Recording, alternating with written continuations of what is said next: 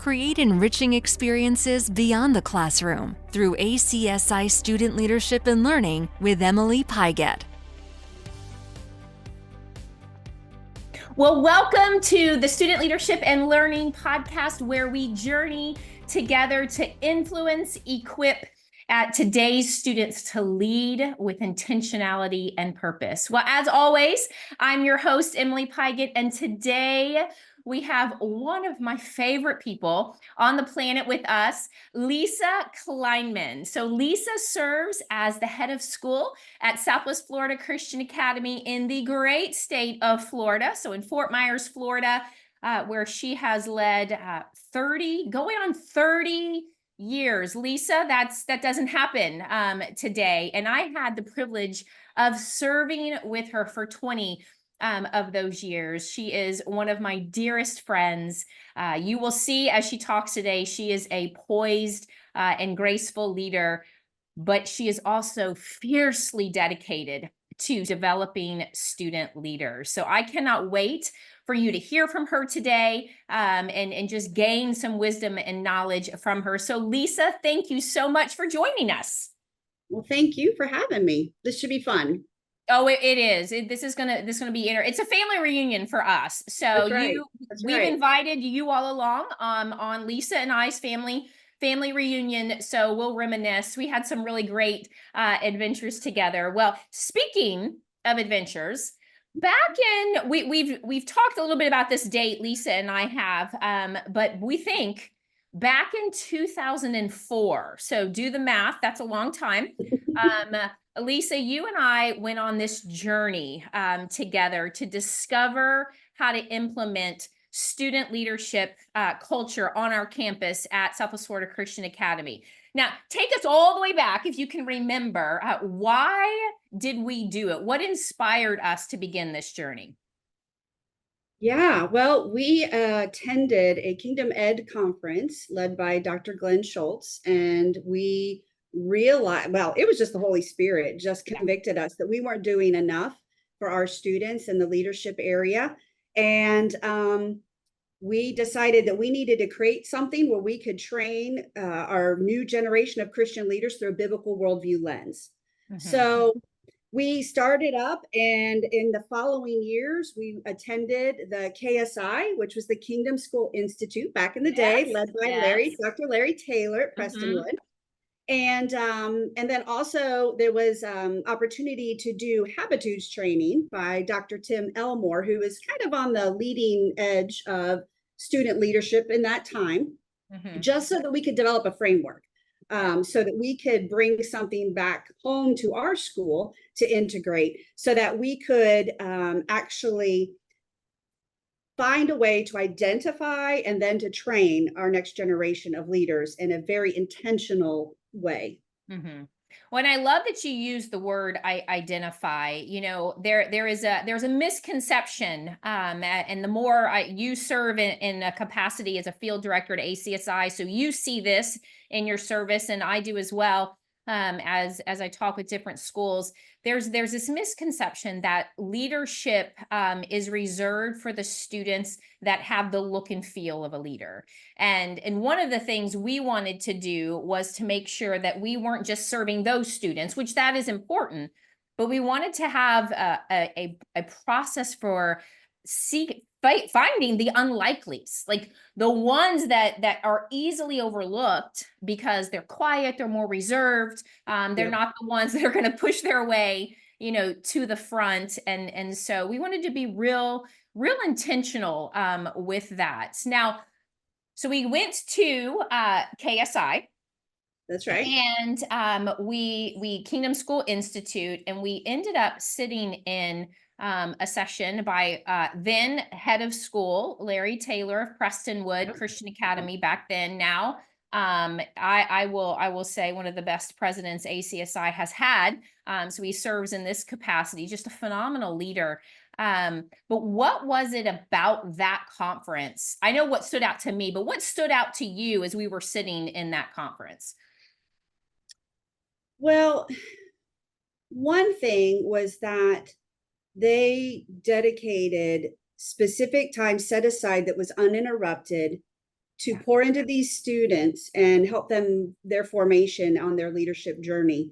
And I remember sitting there and going, okay, so this program may not exactly fit our school, but it gave us a lot of great ideas of how we could take that and then take it home and make it fit into our culture. And I will tell you convictionally again, you know, our school's mission statement, and I won't repeat the whole thing because it's long, but the end of it is that we commit to equip godly leaders who are going to engage the culture for Christ. And it was like, wait a minute, so how are we actually doing that?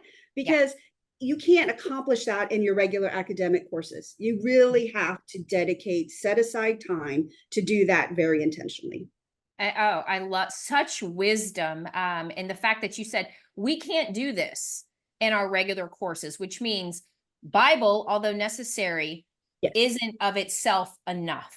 Chapel, although amazing, isn't of itself enough. There has to be more. So we sat in this, we brought it back. Then what did we do? You know, we were in a unique position. Here's what was so cool. I was hanging with the head of school. Like, you know, I was with the decision maker. And so I served as Lisa's high school principal. And so I didn't have to go back and convince leadership. Leadership was, so that is an advantage that we had. But we still had an upward climb. So what processes did we go through as we were beginning to implement this? Well, initially we thought we could accomplish it through a club. And so we started this club and we were all excited. We got great turnout. But the problem was a lot of our student leaders were also athletes. Yes. And, or they were trying to take higher level academic classes and needed extra time with teachers. And so we didn't have consistency. And for us to have a robust program, we wanted regular ongoing training in everything from public speaking to debating, interview skills, research problem solving, discussing world events, meeting with community and government leaders, and having service opportunities. And it just didn't fit in a club. Yeah. So it really was, even though you and I were very passionate about it, it was a little bit of a sales pitch to our teachers because we had to alter our schedule. And what we landed on, which is what we've been doing for years now, is that we have a shortened schedule, school schedule on Wednesday. So we do late start Wednesday. And instead of starting at 8, our school starts at 9. And then our leadership academy is actually from 8 to 9. So it is uninterrupted. No athletics can have practices. There's no extra tutoring or activities that are going on. So that it literally allows those students to be there consistently on a week-to-week basis. So that, and also the other part that made the program successful is before it was as a club, you know, you didn't really get anything out of it. So when we created the academy, our Student Leadership Academy, we made it diploma worthy. So our students who graduate from the academy actually get a secondary diploma. They're honored at graduation. And that diploma and the ability, when they put what they did over those 4 years, and some of them start with the kind of our pre-academy in middle school, 7th and 8th. But if they complete the 9th through 12th and get that diploma, or even if they transfer in and they're not there at 9th, but they complete all the work, they get that diploma, and colleges look at that. And we've had so many students that have gotten jobs because of it. They've gotten scholarship monies because of it. And then the teachers saw the improvement in their speaking abilities and their confidence and leadership and the quality of their, not just leading well, but leading from a biblical worldview, that then they were all bought in. They're like, yes, we got to keep doing this. Yeah. I'm glad you brought up the diploma portion of it. You know, it is, with all the work that goes into Student Leadership Institute, you've named it for your school, which is important. You need to take this context and make it your own. Student Leadership Academy. Students do so much rigorous work that it actually does qualify them for that secondary diploma. And that's an important game changer when the college admission landscape, it's changing a little bit. And I'm kind of digging the change. I'm not going to lie. Moving away from test score driven only, which is not a quantifier of your ability to be successful. It's not the only quantifier. Right. To now demonstrating to our universities and colleges, even the students that matriculate onto our technical schools, they've invested in their leadership development. And that sends a loud signal to our colleges and universities. These are the students we want to have on our campus. That's right. And so I love that. Now, you had mentioned a little bit about teacher response. Was there any big hurdle? I was trying to remember this. What was our biggest hurdle? If you can remember, this is putting you on the spot, but was there a really big hurdle we had to jump with teachers? Was there I mean, I know there was for me, I distinctly remember the AP teachers coming to me and saying, you just took from my Yep. academic time, and how am I Yep. supposed to get this done? And I can't, but Right. and so there was that. It was aggressive. I love, AP, but it was an aggressive response.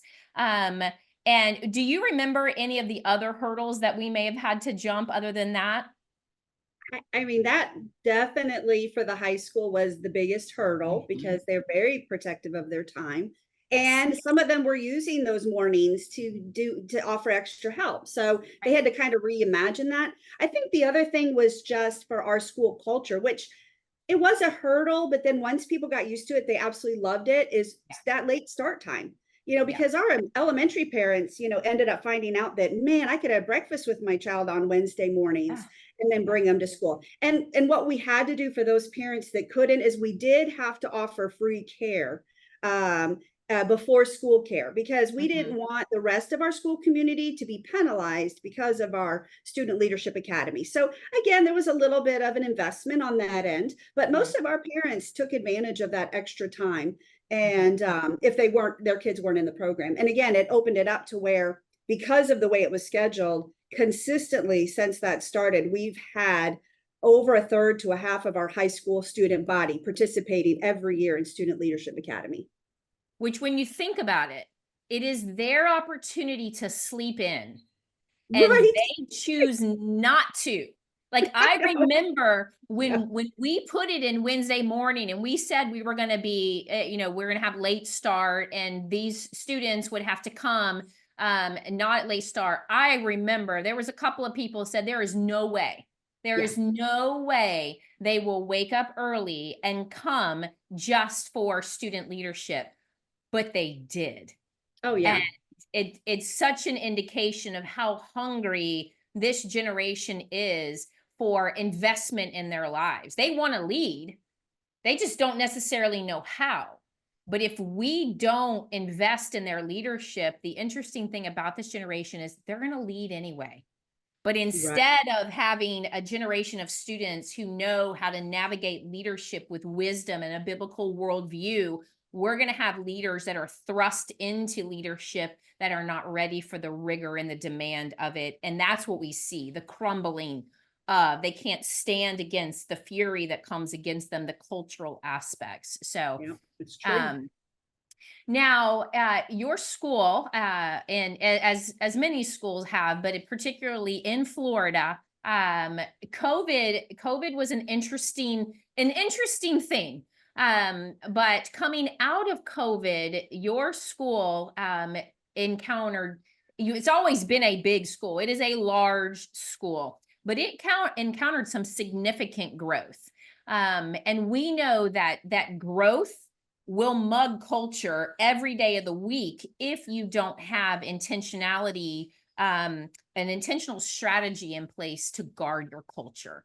So, in thinking of, I think it was 2021, some rapid growth took place on your campus. As it was happening, because you are a very wise leader, none of this will catch you by surprise. The moment those numbers started ticking up, I know, because I know you well enough. Immediately in your mind, this is fantastic, but this could mug the culture of our school. So, what was your biggest concern during that rapid growth time? Well, exactly. Guarding our culture. I had this mantra of not letting the growth change the DNA of SFCA.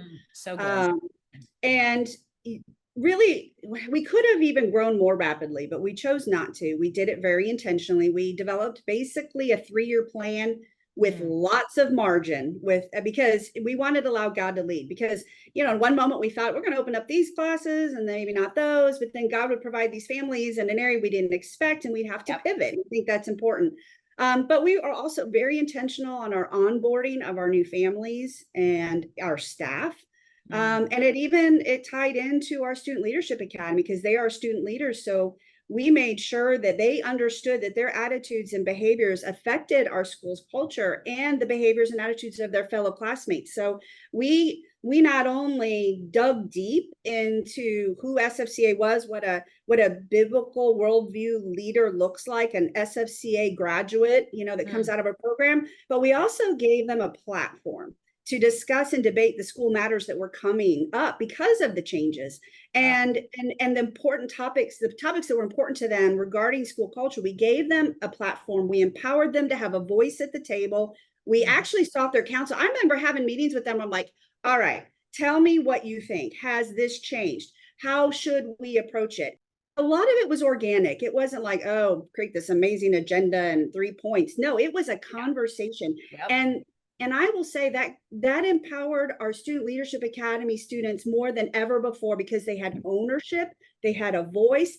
And then in that interaction, we were able to teach them leadership skills without doing a PowerPoint and studying a lesson. It was just by modeling and having those conversations. So I think that was kind of how we did it. And of course, nothing's ever perfect, but I will say SFCA has not changed. The core values, the mission statement, the same.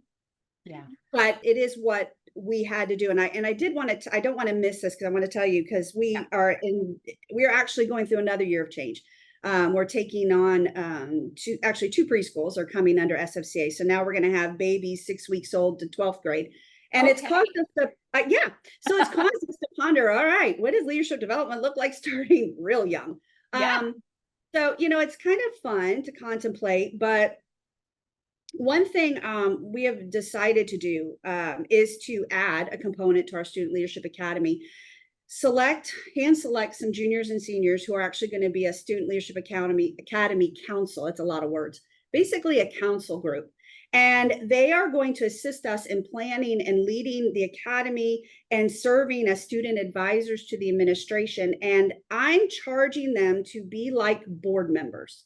Because board members don't get involved in the day-to-day necessarily, but they are stewards of the school's mission and they are the gatekeepers. And so I want to challenge them to be like students who are acting like board members of this school.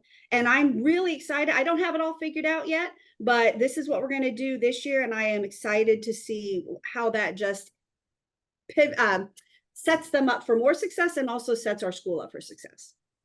That is incredible. The leadership muscles that you are developing in these students. See, this is why student leadership matters, because that everything that you've just described, they can only learn with on-the-job training. It's kind of what we say to our new teachers, don't judge your career in education by year 1.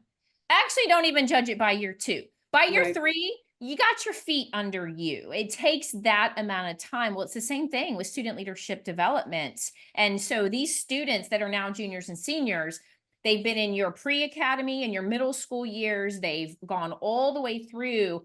Now they are ready. They're ready to lead. And you and I have always said, if we don't put our students in leadership positions that make us nervous, and we probably aren't stretching them enough. So you are positioning them with some heavy responsibilities because they're going to give you advice and speak into some decisions for Southwest Florida Christian Academy that it could change the trajectory of things. And what an incredible opportunity for students. And I always say, they're more ready than we think they are. Absolutely. They just, and man, do they understand their culture better than we ever could. Like they expect us to be like the progressive commercials, and we don't really want to try to be like them, and so I love that you are positioning them to do that. Now,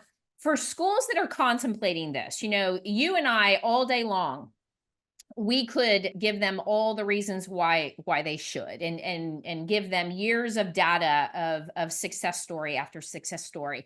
But what would you say to a school that is, they're considering implementing this student leadership program? Any word, you have such wisdom. So any words of advice to a school that's kind of going, do I, don't I, am I ready? What would you say to them?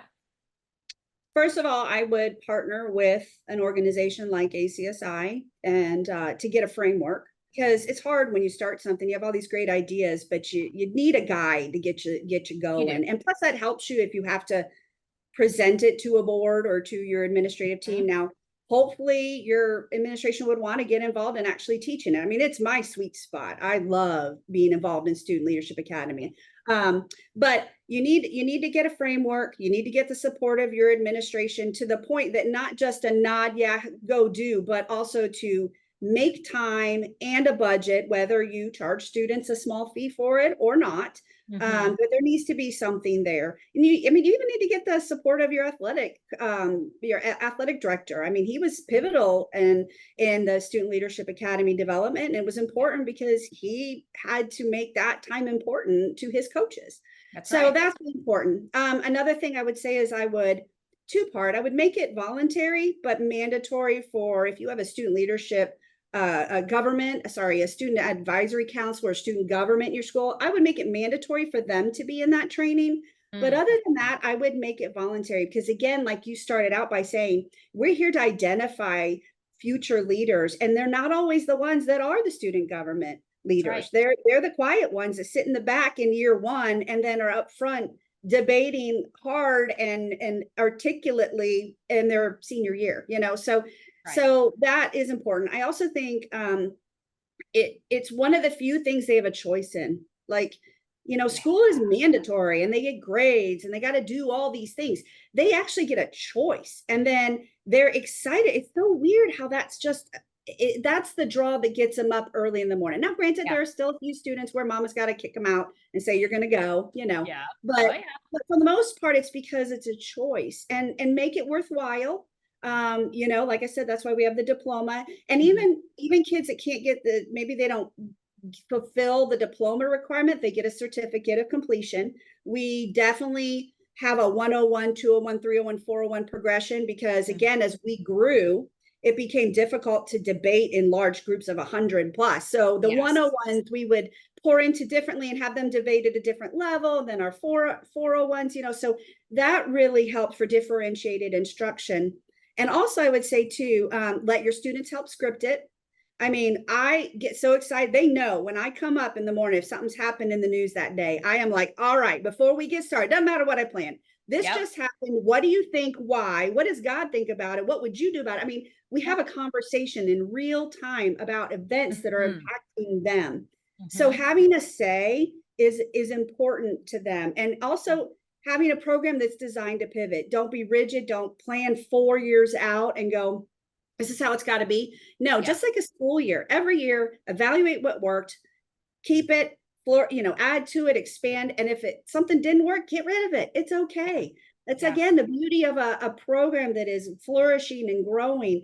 Each year you have the opportunity to get better. Our kids change, different years of students have different thoughts and approaches to things. And so you have to be able to pivot and look at it as an ongoing leadership development. The funny thing is your student leadership program should intrinsically, by its design, model all the qualities you want to produce in your student leaders. Oh, wow. If your program models what you want your outcome to be intrinsically, then you are going to have the most authentic production of godly leaders that will actually go out and impact your culture for Christ. That statement that needs to be printed on a banner and put on in every student's inspired by the Lord.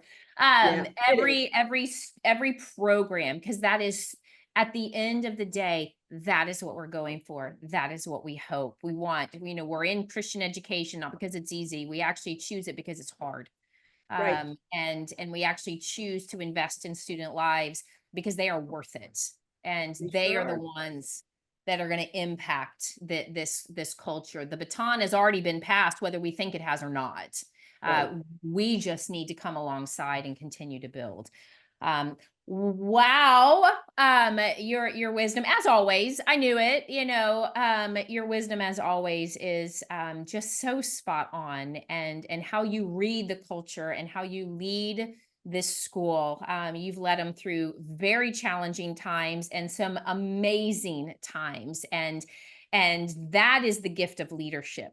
And the way that you lead your school is what we want for our students to develop so that they can lead in similar ways. So anything that you may have wanted to say, because you're just spewing wisdom today. Anything that is you think we need to hear before we sign off today? To me, this is potentially the most important program in a school. Yeah. Because it takes all the things that they learn, all the knowledge, and teaches them the soft skills, and the ability to take that and truly be career college calling ready. There is nothing more that I am more passionate about. I would say, if you can find someone to champion it with you. I mean, those were sweet years, you and I still remember going into the Lifeway bookstore with a passion and a leading by the Holy Spirit, just trying to grab any book we could find, because nothing really existed. I mean, that was before KSI. We just knew we need to make it happen. So if you can find someone to help you champion it, because of course, if you're going to do anything that impactful, Satan's going to try to derail you. Yeah. And so having someone there to help and get others to pray about it as you're planning and preparing, I think it's critical. And again, Satan can't take our salvation, but he can take our testimony. And I say that for our kids as well. And he wants to get a hold of their hearts. And we know that when they go to their colleges and they go into their workplaces, they're going to be dealing with a secular worldview like no other. Even in the Christian colleges, their kids are dealing with things. And if they can't articulate their worldview and feel confident in that, and we failed them. And again, you're right. Bible is important in the school. Have a daily chapel is important, but they're recipients of information. They're not the ones delivering, and giving them the platform to be comfortable in delivering is so important. So I guess that's my last bit of advice. To me, it's a non-negotiable. Just figure out how to make it happen. And again, you are starting a great opportunity with resources that I think is going to be hugely successful. And I look forward to see what all ACSI is going to do. Well, thank you. I love the statement. I'm probably going to put it on our website. This is non-negotiable. No, it's so good. It needs to be in there with what you do. Well, Lisa, as always, thank you for your wisdom. Thank you for your time. You have teachers already at your school. School starts for you Monday. So in just a couple of days, you're going to have over 1,000 students, maybe more than I have no idea, on your campus, and you gave your time today to invest in educators. So I am so grateful for that. And as a reminder at the end, I say this every time, and I mean it every time, what you do matters. Every moment, every day that you spend in that classroom, you are a difference maker, and our students are worth it. Thanks for joining us, and we'll see you next time. Student Leadership and Learning is a presentation of the Association of Christian Schools International. Create enriching experiences beyond the classroom by visiting acsi.org/studentleadership.